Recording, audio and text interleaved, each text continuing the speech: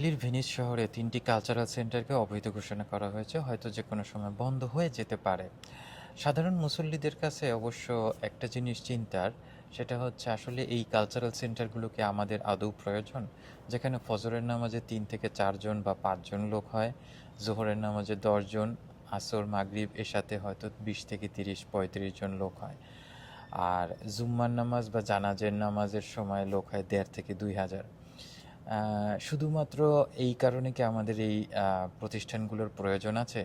এছাড়াও যখন বেশি লোক সমাগম হয় তখন বিনা প্রয়োজনে প্রতিষ্ঠানগুলোর সামনে নামাজের আগে এবং নামাজের পরে অহেতুক দাঁড়িয়ে থাকা, আড্ডা দেয়া, অপরিষ্কার করে রাখা, অজুখানা অপরিচ্ছন্ন করে রাখা, এইগুলোর দিকেও আমাদের সাধারণ মুসল্লিদের আরও সচেতন হওয়া প্রয়োজন।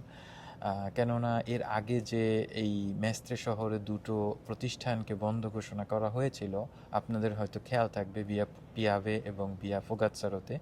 এগুলোর শুরুটা কিন্তু প্রতিবেশী যারা ছিল এই প্রতিষ্ঠানগুলোর আশেপাশে, তারা ইতালিয়ানরা পুলিশকে কিন্তু এভাবেই ইনফর্ম করেছে যে এখানে আমরা আড্ডা দিই, বিনা প্রয়োজনে ভিড় করি এবং জায়গাগুলো অপরিষ্কার করে রাখি। তাই আমাদের মুসল্লিদেরও আরও একটু সচেতন হওয়ার প্রয়োজন বলে আমি মনে করি। ধন্যবাদ।